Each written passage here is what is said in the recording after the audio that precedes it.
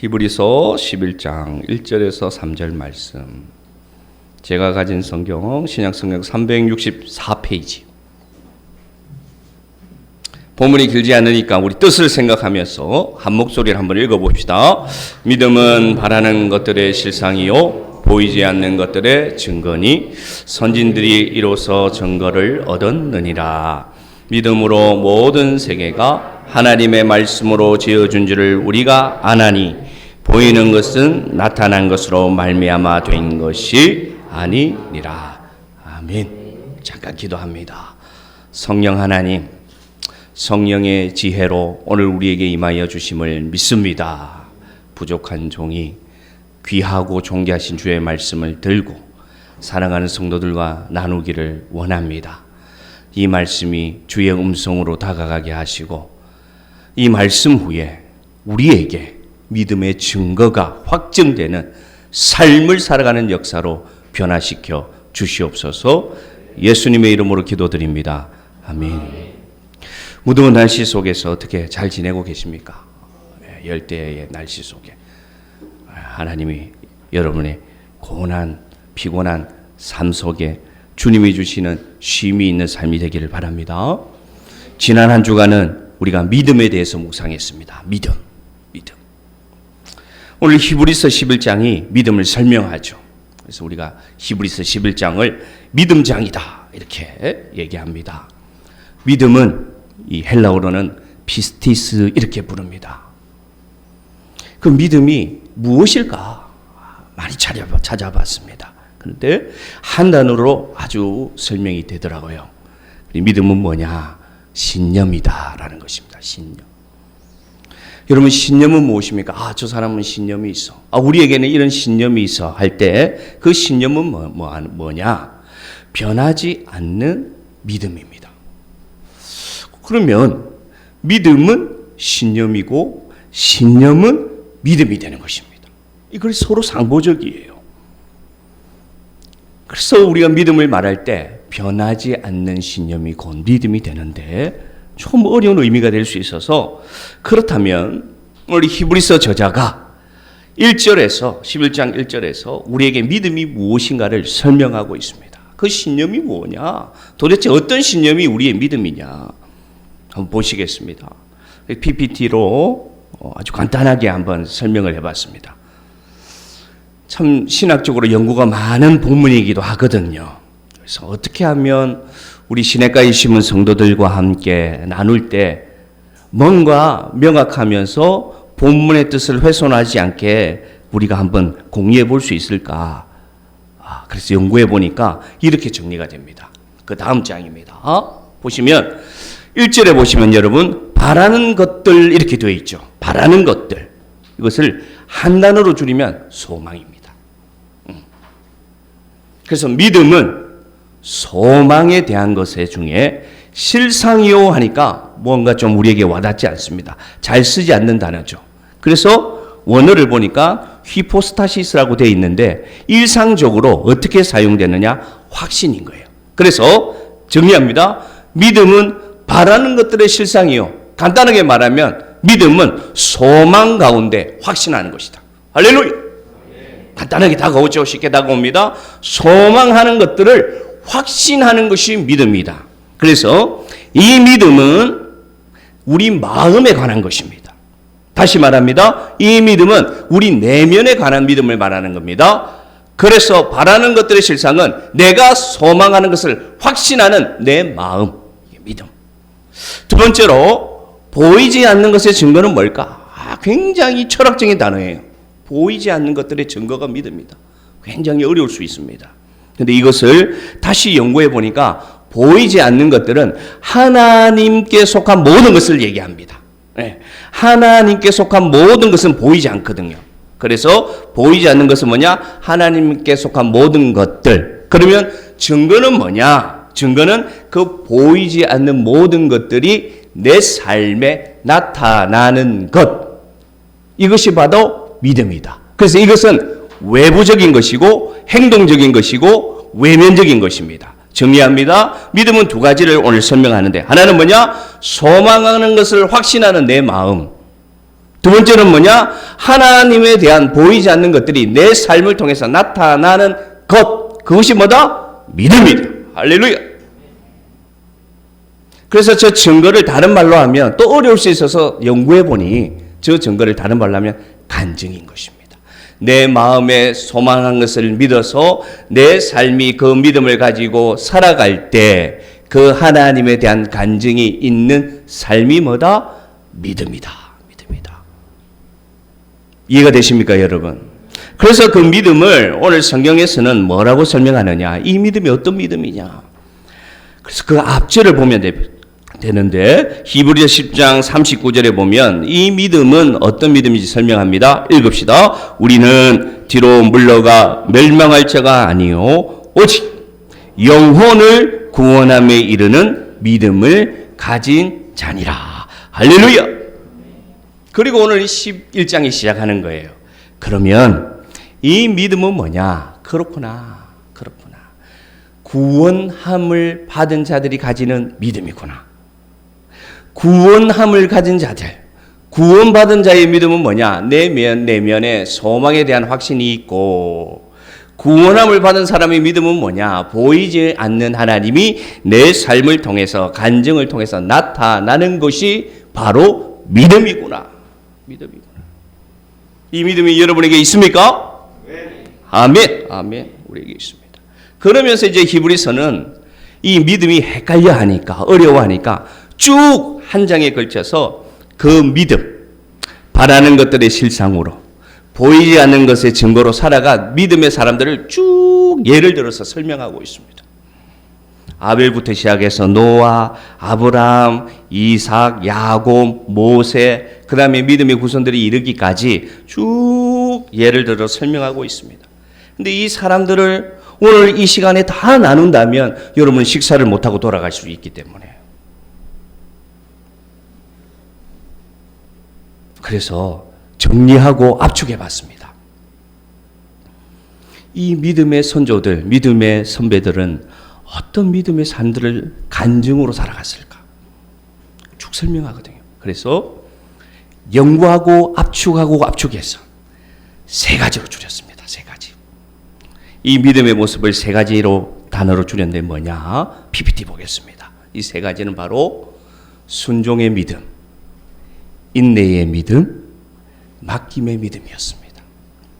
히브리서 11장에 등장하는 많은 사람들의 믿음을 이 세 가지 단어 속에 압축할 수 있는 구원받은 믿음이었다.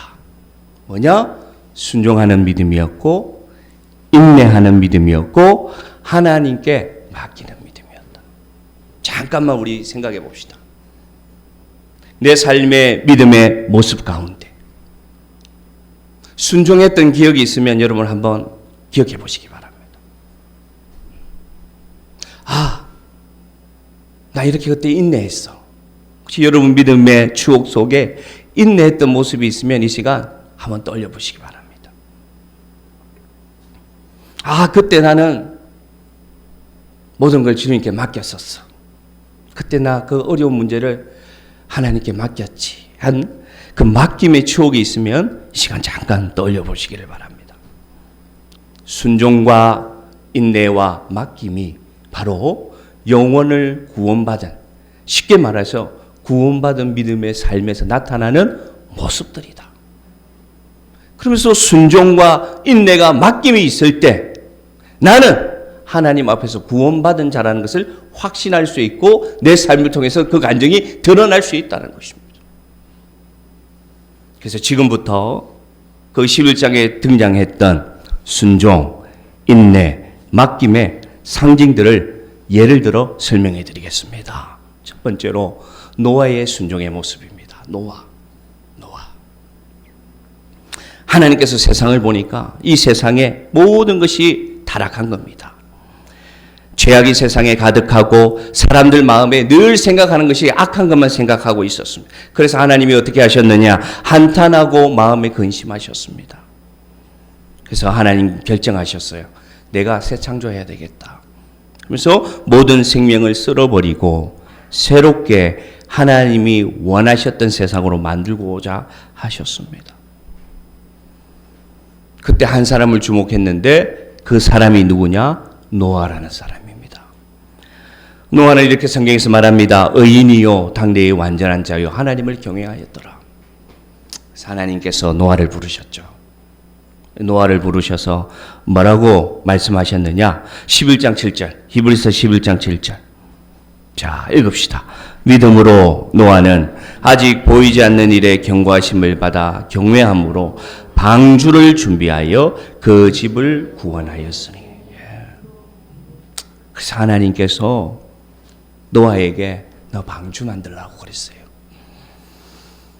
우리가 생각할 때는 그 방주 만들라는 명령을 혹시 우리가 이 시간에 만약에 받는다고 생각해 보시기 바랍니다. 내 힘으로 어떻게 만듭니까? 그리고 언제 어떤 모습으로 완성될지도 모릅니다. 그리고 그 방주를 만드는 일이 서툴기도 하겠죠. 때에 노아는 어떻게 했습니까? 순종했습니다. 그래서 노아에게 믿음은 순종의 믿음이었고 노아에게 내가 묻는다면, 인터뷰를 한다면, 노아 선생님, 당신 믿음의 순종의 기억은 무엇입니까? 묻는다면 저는 방주라고 대답할 줄로 믿습니다. 그래서 노아는 하나님이 명하신 대로 끝까지 준행하였습니다. 창세기 6장 22절에 보면 그가 준행하였더라. 1년도 아니고요, 5년도 아니고요, 10년도 아니고요. 성경학자들은 70년에서 80년 되는 세월을 그의 가족들과 함께 그 방주를 만들어 갔다고 얘기합니다. 하나님이 약속하셨던, 하나님이 말씀하셨던 그 심판은 1년 뒤에도 5년 뒤에도 10년 뒤에도 오지 않았습니다. 그러나 그는 끝까지 하나님 말씀에 순종해서 그때가 언제인지 모르지만 주어진 명령에 순종해서 그 방주를 지어져 갔습니다. 왜 지었느냐? 하나님 말씀하셨거든요. 다시금 그 생명을 보존해서 다시금 내가 새롭게 하겠다. 그 말씀을 받고 믿음으로 순종한 것이 뭐냐? 방주입니다. 그래서 노아는 방주를 순종의 간증으로 남겼습니다. 또 한 명이 있습니다. 아브라함입니다. 아브라함은 어떻게 하나님의 명령을 받았습니까? 그의 믿음은 어떻게 했습니까? 11장 8절입니다. 한번 읽어봅시다. 믿음으로 아브라함은 부르심을 받았을 때에 순종하여, 그죠? 유업으로 받을 땅에 나아갈새 갈 바를 알지 못하고 나아갔으며. 아멘. 아멘. 우리 아브라함에 대한 설교 많이 들었잖아요. 아브라함의 순종은 뭡니까? 그가 하나님의 명령을 받고 나아갈 때 목적지를 알지 못했지만 갔다는 것입니다. 그는 순종했습니다. 그래서 그의 순종을 드러내는 본문을 창세기에 가면 12장에 보면 알 수 있습니다. 이 아브라함은 어떤 순종의 사람이었느냐? 아브라함에게 당신의 순종의 아이콘은 뭐냐? 간증은 뭐냐 묻는다면 아브라함은 여러분 하나님의 명령을 따라 갈 때마다 그 지역을 옮겨갈 때마다 어떤 일을 했느냐? 창세기 12장 7절 8절에 보면 그가 그 도착하는 지점마다 하나님의 명령을 기억하고 제단을 쌓습니다. 돌로 제단을 쌓고 거기서 지금까지 인도하신 하나님께 감사하고 앞으로도 인도하실 하나님께 예배드린 신앙이 누구냐? 아브라함의 신앙이었습니다. 그래서 창세기 12장 7절 8절에 보면 아브라함은 옮기는 지역마다 제단을 쌓고 거기서 여호와의 이름을 불렀다. 왜 그렇게 했을까요, 여러분? 왜 그렇게 했을까요? 목적지를 몰랐기 때문입니다. 그가 목적지를 알면 목적지에 도착해서 하나님께 예배드렸겠죠. 그러나 그의 삶에서 목적지가 어딘지 모르고 그냥 하나님이 말씀하시니 힘이 들고 거친 길이고 광야 길이고 아무도 그들을 환영하지 않았지만 그는 뚜벅뚜벅 그의 가족들을 이끌고 가는 것입니다. 그래서 하나님이 여기까지 인도하셨구나, 나는 여기까지 순종하였구나라는 것을 증거하기 위해서 제단을 쌓고 초라한 제단이지만 하나님께 내가 이 믿음을 지키고 있으니 주님 내 인생을 돌봐주십시오. 그래서 아브라함은 순종의 그 간증으로 제단을 남겼습니다. 이것이 바로 믿음의 조상 중에 노아와 아브라함이 남긴 순종의 간증입니다. 사랑하는 성도 여러분, 오늘 이 말씀을 듣는 가운데 여러분은 순종의 간증이 무엇이 있습니까? 믿음의 길을 걷는 가운데 그래, 나는 하나님이 나에게 묻는다면 노아는 방주라고 대답할 것이고 아브라함은 제단이라고 대답할 때 나는 이것을 말할 수 있어 라는 순종의 간증이 있는 우리 성도들 되기를 축복합니다. 순종의 간증이 있는 성도들 되기를 바랍니다. 이게 구원에 이르는 믿음이에요. 두 번째로 뭐였습니까? 이 믿음의 과정 속에 이 조상들이 가지고 있던 것은 뭐냐? 두 번째는 인내였습니다. 그렇다면 오늘 본문에 들어가서 인내의 간증은 또 뭐가 있는지 한번 찾아보겠습니다. 첫 번째로 아브라함의 인내를 한번 보겠습니다. 아브라함의 인내 가운데 그가 하나님 앞에 인내했다는 간증으로 남길 것은 무엇이냐? 한번 볼까요? 히브리서 11장 9절 10절 읽읍시다. 여기서 한번 찾아봅시다. 아브라함의 인내는 무슨 단어로 상징되는지, 정리되는지. 시작. 믿음으로 그가 이방의 땅에 있는 것 같이 약속의 땅에 거류하여 동일한 약속을 여부로 함께 받은 이삭 및 야곱과 더불어 장막에 거하였으니 이는 그가 하나님이 계획하시고 지으실 터가 있는 성을 바랐음이니라. 아멘. 아브라함의 인내를 드러내는 단어를 저는 바로 저 장막에서 찾습니다. 장막을 다른 말로 하면, 쉬운 말로 하면 텐트입니다. 텐트. 아브라함은 집을 짓지 않았습니다. 왜냐? 그는 하나님이 약속한 땅을 바라보고 계속해서 인내해서 진행되고 나아가야 했기 때문입니다. 그래서 그는 정착하는 삶이 아니라 텐트를 짓고 언제든지 하나님 말씀하시면 다시 걷었어. 그 도착지가 어딘지 모르는 삶을, 믿음의 여정을 걸어가야 했기에 아브라함은 늘 텐트 속에서 살았습니다. 아브라함은 어떻게 살았습니까? 아브라함이 그 갈대아 우루, 그의 고향에서 떠나 나올 때 75세였습니다. 하나님이 약속하신 땅으로 가라 할 때 모든 것을 버려두고 그는 순종하여 나왔는데 하나님께서 그에게 하늘의 별과 같이 바다의 모래와 같은 후손을 주겠다고 약속하셨죠. 그 약속을 붙잡고 살아간 인내의 세월이, 그가 그 아들 이삭을 얻었던 나이가 100세입니다. 100세 여러분. 100세. 적어도 그는 그 약속을 붙잡고 20년이 넘는 세월을 오늘이나 내일이나 하나님께서 나에게 주시지 않을까, 하나님이 약속하셨으니 나에게 이루어지지 않을까 기다린 인내의 세월이, 그 아들 하나 기다린 세월이 20년이 넘는 세월을 인내했습니다. 그러면서 그의 삶은 어떻게 했습니까? 늘 텐트를 치고 텐트를 거두는 믿음의 삶이 정착되지 못하는 그 인내의 삶을 살아갔다는 것입니다. 사랑하는 성도 여러분, 이 세상에서 믿음이란 뭐냐? 인내의 삶입니다. 인내의 삶. 그리고 아브라함은 어떤 삶을 살았습니까? 그는 이 땅을 살아갈 때 돌아가고 싶으면 돌아갈 고향이 있었습니다. 여기가 중요합니다. 그가 그 가나안 땅에서 환영받지 못하고 정착하지 못하는 삶을 살면, 우리 같으면 돌아가면 돼요. 그의 고향으로 돌아가면 그 고향의 모든 사람들이 그를 다시 반길 것이고, 직장도 일터도 집도 가족도 다 예비되어 있었어요. 그런데 아브라함은 돌아가지 않았습니다. 왜 돌아가지 않았느냐? 인내했기 때문입니다.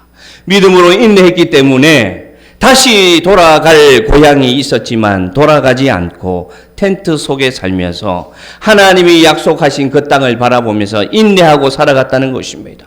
여러분, 그 당시에 한 가족이 공동체에서 떨어져 나와서 사는 것은, 여러분 우리 자연 다큐멘터리를 보면 그 무리를 이루는 초식 동물 중에 체력이 약해서 떨어져 나온 한 마리의 사슴하고 왔습니다. 그 사슴은 살아남지 못합니다. 곧 맹수에게 잡히는 운명을 처하게 됩니다.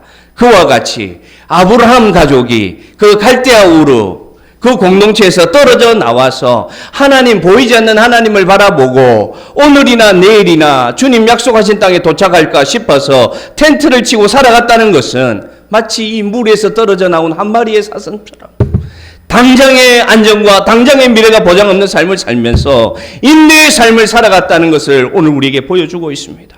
우리의 삶도 참 유사하다고 저는 생각합니다. 믿음의 여정이 어떻습니까, 여러분?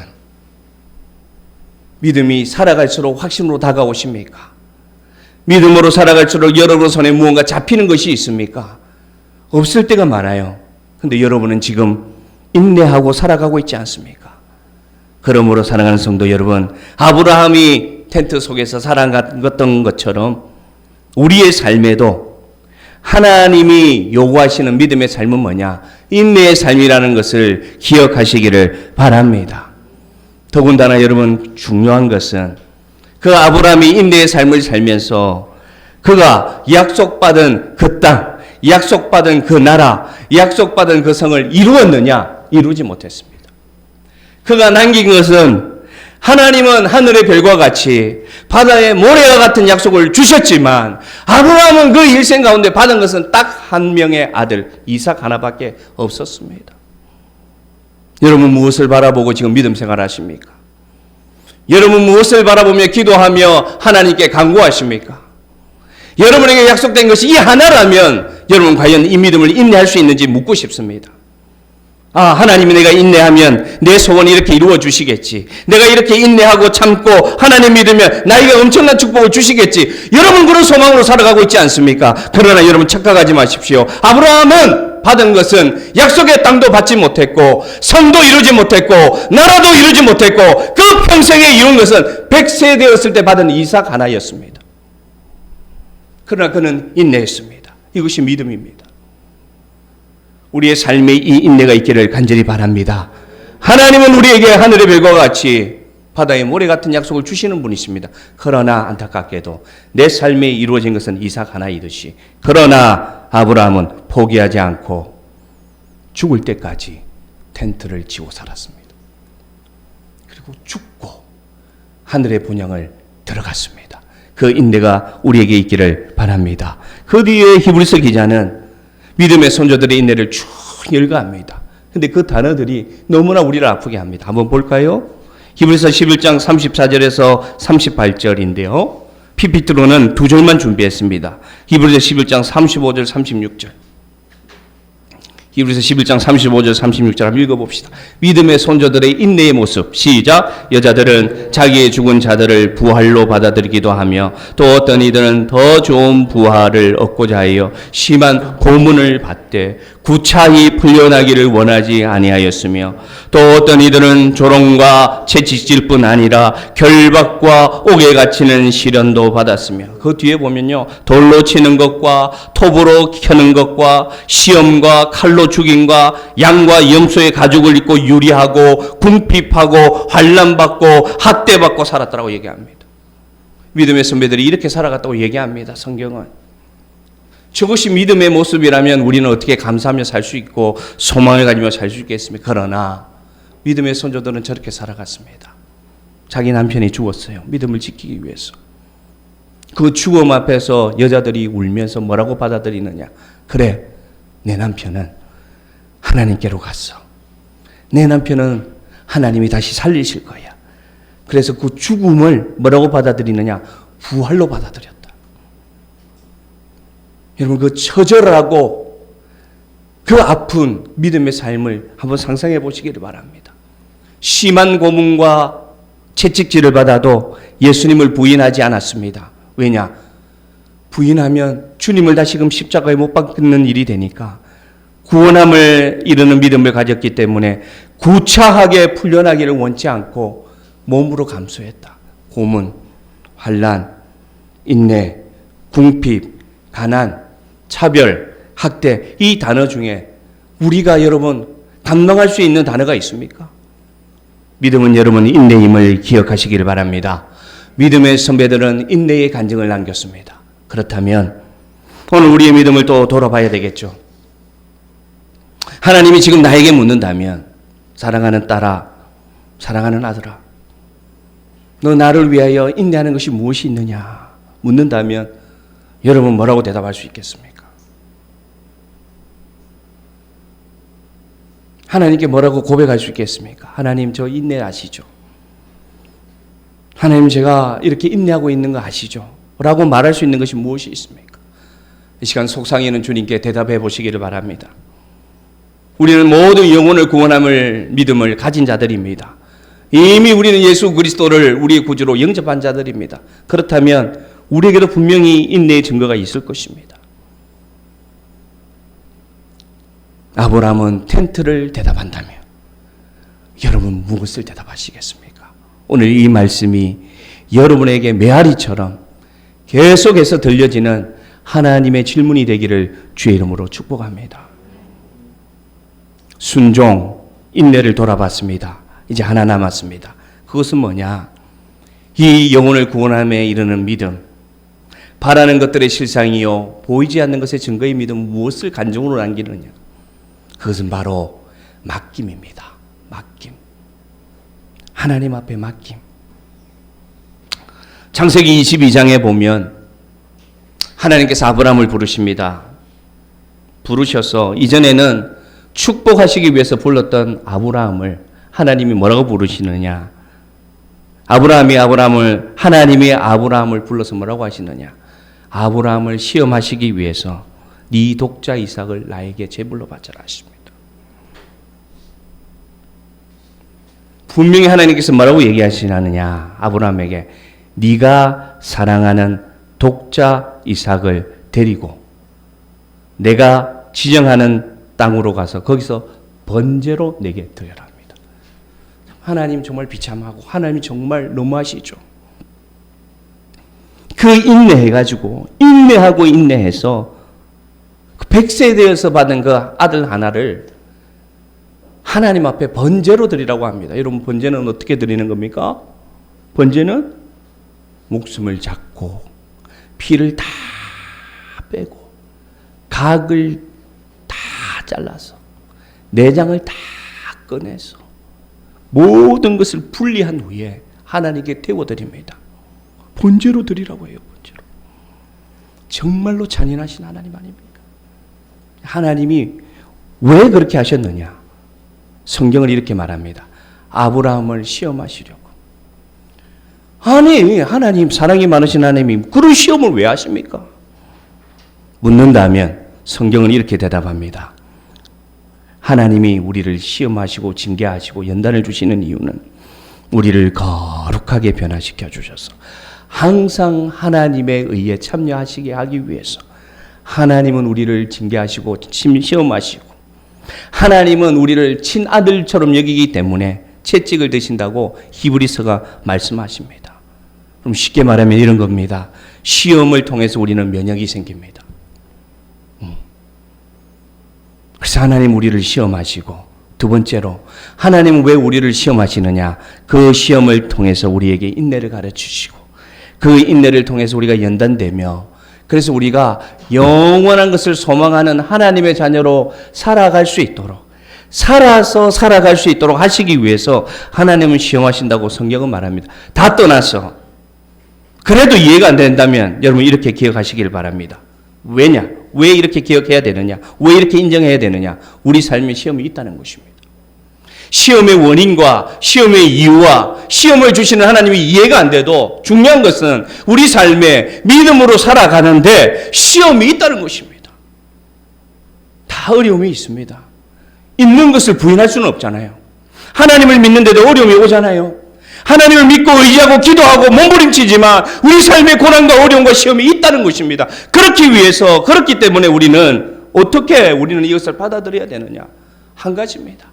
하나님은 우리를 시험하시고 우리는 그 시험에 대답할 의무가 있다는 것입니다.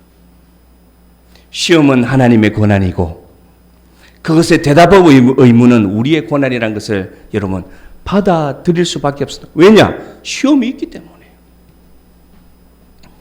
증명하는 것은 우리의 의무입니다. 훗날 지나고 나면 이 시험이 왜 나에게 있었는지는 훗날 우리에게 압니다. 쉽게 말해서 선생님은 시험을 내는 권한이 있는 것이고 학생은 그 시험에 공부한 것을 대답할 의무가 있는 것입니다. 자, 그러면 다시금 본문으로 들어가서 어쨌든 하나님은 아브라함을 시험하시기 위해서 그 사랑하는 독자 이삭을 나에게 드려라 얘기했습니다. 여러분 걸어갑니다. 이삭과 함께 아브라함이 3일 길을 걸었어. 3일 길을 걸었어. 이 3일 동안 아브라함은 첫째 날도 돌아가고 싶었고, 둘째 날은 확인하고 싶었고, 셋째 날은 그냥 하나님 나 모르겠으면 눈 감고 가고 싶었을 것입니다. 그러나 이 3일 길을 인내하고 걸어가서 모리아산을 향하여 올라갑니다. 그런데 이 아들이 묻습니다. 사랑하는 이삭이, 아버지, 왜 아들아? 아버지, 불과 나무는 우리에게 있는데 왜 번제로 드릴 어린 양이 없습니까? 묻습니다. 이 산중턱을 터들터들 걸어 올라가는데 죽을 심정으로 아브라함이 앞서서 올라갈 때 뒤에서 따라오는 그 사랑하는 아들이 이렇게 묻습니다.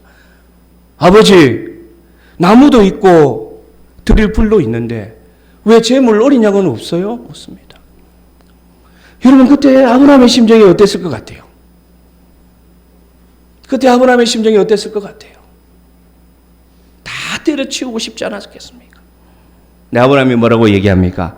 사랑하는 아들아, 번제할 어린 양은 하나님이 자기를 위하여 친히 준비해 주신 줄로 나는 믿는다. 그렇게 얘기합니다. 그리고 아들을 결박하고 그 아들을 잡기 위해서 밧줄로 묶고 보승줄로 묶고 칼을 들었어. 한 번에 죽여야 고통이 덜하니까 칼을 들어서 온 힘을 다하여 그 아들을 잡으려고 합니다. 그때 하나님의 음성이 들려옵니다. 아브라함아. 하나님의 음성이 들려옵니다. 네 사랑하는 아들에게 손대지 마라. 그러면서 하나님이 아브라함을 매우 감동하여 칭찬하고, 내 그 사랑과 내 믿음을 내가 알겠다. 그렇게 하나님이 그 숲을 가운데 예비한 어린 양의 음매하고 우는 소리를 듣게 하시고 이 장면이 끝납니다. 그런데 여러분, 히브리서 11장 19절에 얘기합니다. 이 아브라함이 어떤 심정으로 이 이삭을 하나님께 드리려고 했는지 한번 보겠습니다. 히브리서 11장 19절. 11장 19절. 같이 읽읍시다. 그가 하나님이 능히 이삭을 죽은 자 가운데서 다시 살리실 줄로 생각한지라. 비유컨대 그를 죽은 자 가운데서 도로 받은 것이니라. 아멘. 아브라함은 이삭을 잡으려고 할 때 뭐라고 생각했느냐? 내가 죽여도, 내가 순종하면, 내가 이 이해 안 되는 일에 인내하면 내 하나님 아버지는 이 아들 이삭 죽어도 다시 살려주실 것이다.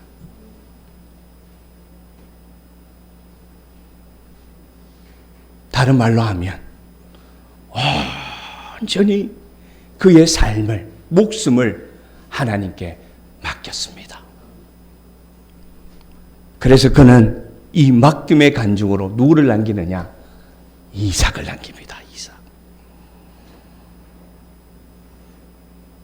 온전히 맡겼다는 증거입니다. 또 한 명의 맡김의 증인이 있습니다. 여러분, 우리가 너무나 좋아하는 인물 중에 하나입니다. 누구냐? 모세입니다. 모세. 히브리서 11장 23절에 보면 모세가 태어났을 때 이렇게 얘기합니다.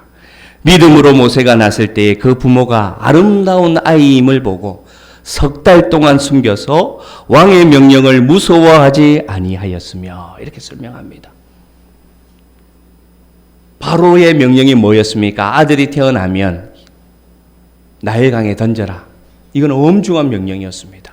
그렇지 않으면 모든 가족이 죽임을 당해야 했습니다. 그래서 그 아들을 살리면 아빠도 죽어야 되고 엄마도 죽어야 되고 누나도 죽어야 되고 가족이 다 죽어야 되는 명령이었어요. 그런데 여러분, 이 모세의 부모가 어떻게 하느냐? 이 아이가 태어났을 때 이 아이의 눈맞춤을 한 후에 그 마음속에 하나님께 맡겨야 되겠다. 이 아이를 하나님 앞에 맡겨서 왕의 명령이 아무리 무섭고 두려워도 나는 하나님께 맡기고자 하는 마음이 생겼습니다. 그래서 어찌든지 이 아이를 죽이지 않고 숨겨서 길렀습니다. 근데 이 아이가 자라갈수록 울음소리가 커가지 않습니까? 그러니 옆집에 들릴 수밖에 없고 이제는 더 이상 이 아이를 어떻게 할 수 없어서 어떻게 하느냐. 출애굽기 2장 3절 읽읍시다. 시작. 더 숨길 수 없게 되매 그를 위하여 갈대 상자를 가져다가 역청과 나무진을 칠하고 아기를 거기 담아 나일 강가 갈대 사이에 두고. 아멘. 그 사랑하는 아들을 그 억센 갈대 상자에 누이고요. 그 사랑하는 아들을 어떻게 할 수가 없었어. 그 나일 강가 갈대숲 사이에 둘 수밖에 없는 이 부모의 심정이 여러분 어떨 것 같습니까?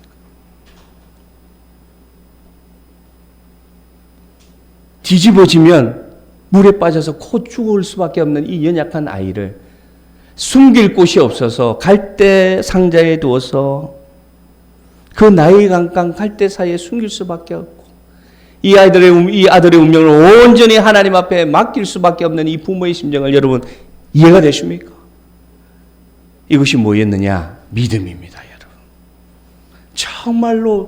정말로 상식적으로 이해할 수 없는 이 믿음이 믿음이고 구원함에 이르는 믿음입니다. 그래서 모세를 만나서 묻는다면 여러 가지가 있겠지만 당신 인생에서 하나님 앞에 온전히 맡긴 기억이 있습니까?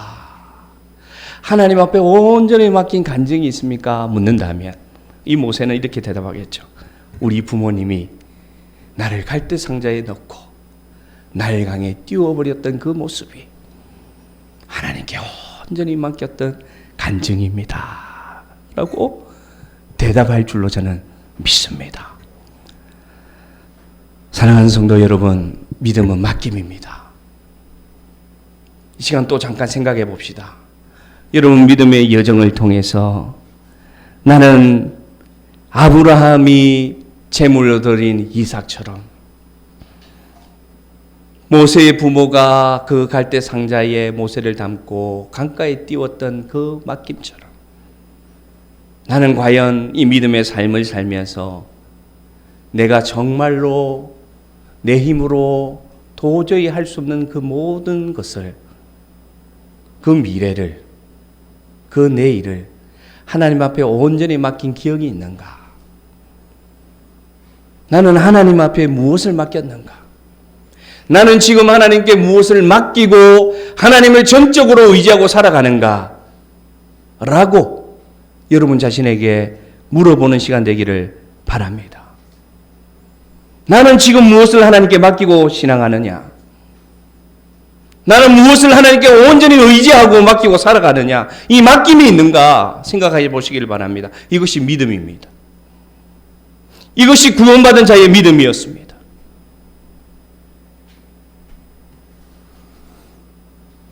믿음의 선배들은 이렇게 하나님 앞에 순종했고, 믿음의 선배들은 이렇게 하나님 앞에서 인내했으며, 믿음의 선배들은 이렇게 하나님 앞에 맡기는 삶들을 살아갔습니다. 그런데 성경은 뭐라고 설명합니까? 그들의 마지막을 어떻게 설명합니까? 히브리서 11장 39절입니다. 정말 중요합니다, 여러분. 같이 읽읍시다. 39절 시작. 이 사람들은 다 믿음으로 말미암아 증거를 받았으나 약속된 것을 받지 못하였으니. 이 결과가 너무 실망스럽죠. 그렇게 순종했는데, 사랑하는 아들을 드리는 것 같이 그렇게 순종하고 인내했는데, 아니 성경은 39절에 뭐라 하느냐? 이 사람들은 다 믿음으로 말미암아 증거를 받고 약속된 것도 다 받고 축복을 누리고 죽었더라. 이렇게 설명해야 되지 않습니까? 히브리서가. 저게 상식이지 않습니까?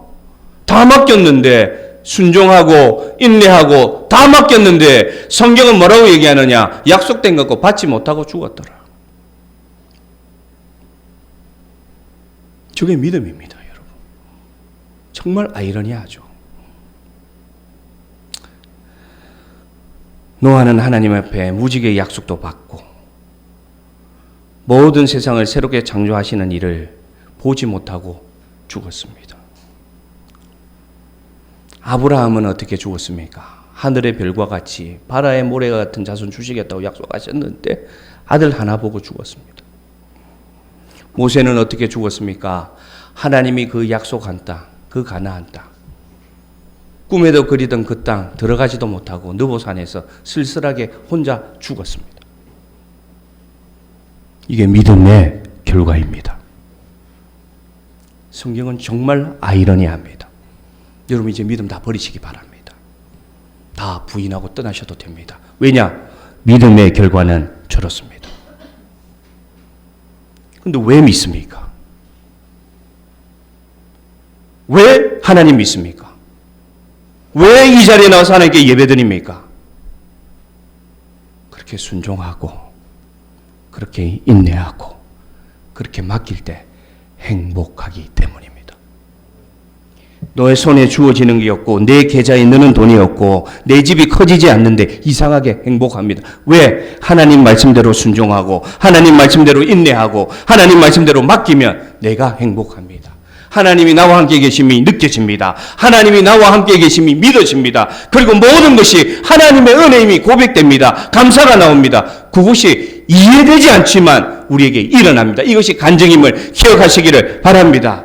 제가 여러분에게 세 가지 질문을 던졌죠. 여러분 순종의 간증이 뭐가 있습니까? 인내의 간증이 뭐가 있습니까? 맡김의 간증이 뭐가 있습니까? 할 때 여러분 혹시 여러분에게 죄책감이라든지 부담감이 들었다면 여러분 죄송합니다. 제가 여러분에게 감히 말씀드리는데 여러분이 오늘 살아가는 하루가 순종임을 저는 믿습니다. 여러분이 지금 살아가는 하루가 하나님 보실 때 인내임을 믿습니다.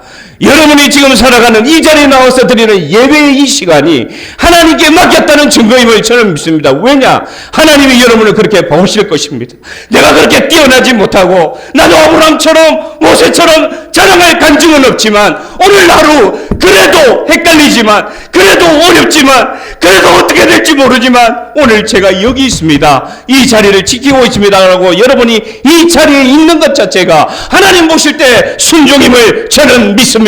하나님 보실 때 인내임을 저는 믿습니다. 하나님 보실 때 이것이 여러분에게 맡기는 삶의 자리임을 저는 믿습니다. 왜냐? 한 주간을 계속 묵상했습니다. 하나님, 이 종이 이 설교를 해야 되는데 하나님 나는 순종한 간증이 뭔지 떠오르지 않습니다. 하나님 말씀 전하는 종인데 하나님 나 순종한 거 간증해야 되는데 떠오르지가 않습니다. 기억력이 흐려졌습니까? 아니면 순종한 기억이 없는 가짜 믿음입니까? 자괴감이 들었어요. 하나님, 저는 인내한 것이 뭐가 있습니까? 하나님, 저는 인내하는 모습이 간증이 우리 성도들에게 말할 고백할 간증이 뭐가 있습니까? 아무리 생각해도 안 떠올라요. 하나님, 저는 무엇을 하나님께 맡겼습니까? 아무리 생각해도 아브라함처럼 모세처럼 한 단어로 간증할 것이 안 떠오르는 거예요. 힘이 드는 거예요. 아침에 이 주일 예배를 오기 위해서 이제 머리를 감고 씻는데 드디어 하나님의 음성이 들렸습니다. 하나님 뭐라고 하시느냐? 네가 지금 목회하는 그 자리가 내가 볼 때는 순종이고 내가 볼 때는 인내고 내가 볼 때는 맡기는 자리임을 내가 인정한다 말씀해 주셨습니다.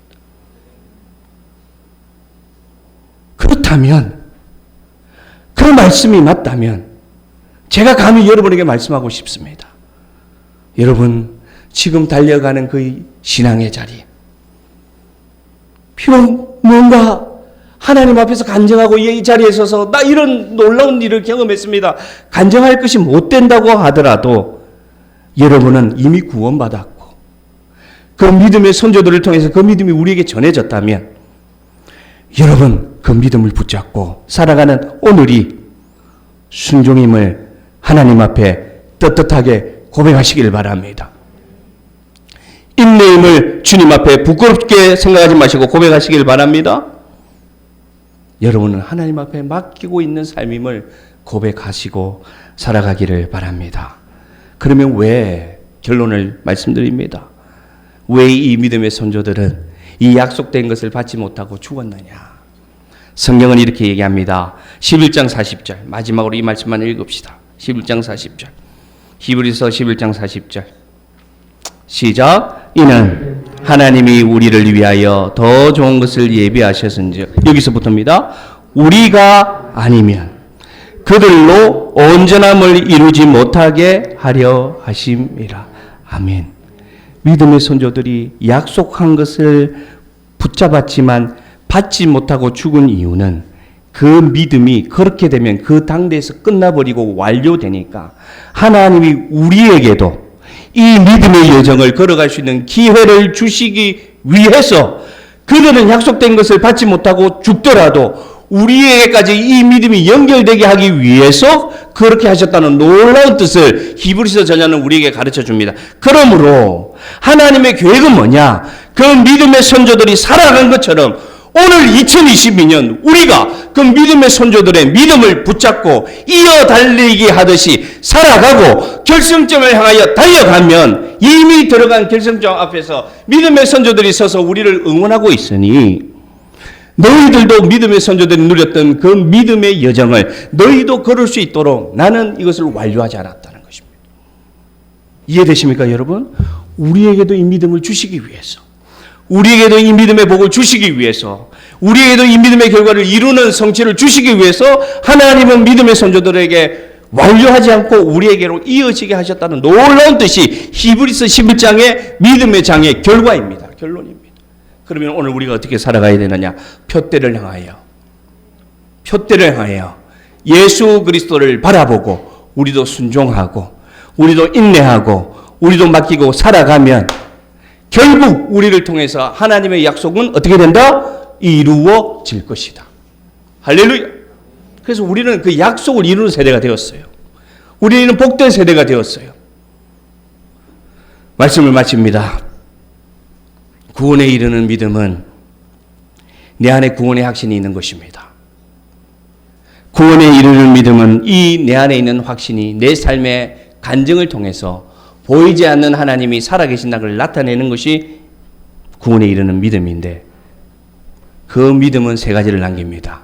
첫 번째, 순종을 남깁니다. 두 번째, 인내를 남깁니다. 세 번째, 맡김의 삶을 남깁니다. 우리 사랑하는 모든 시냇가에 심은 성도들은 이 믿음을 소유한 자들이니 앞으로 삶의 순종의 간증, 인내의 간증, 맡김의 간증을 남기는 축복된 믿음의 세대 되기를 주의 이름으로 축복합니다.